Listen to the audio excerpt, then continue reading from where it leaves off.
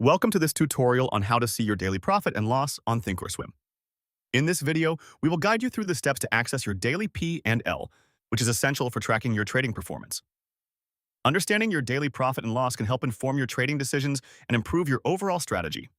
First, open the Thinkorswim platform and log into your account. Once you are on the main screen, look for the Monitor tab located at the top of the platform. Click on it to reveal the options associated with your account. On the left-hand side, you will see your account info, and beneath that, there is a section labeled Activity and Positions. This is where you will find your daily P&L information. Next, to view your daily profit and loss, you locate the Account Statement portion under the Activity and Positions section. Here, you can customize the date range to show today's date. You will then see a detailed report showing your realized gains, unrealized gains, and the total daily profit and loss. This information will allow you to analyze how much you have gained or lost in your trading activities for the day. Finally, remember that you can also access your daily P and L in real time by checking the Account Info tab to get a quick overview.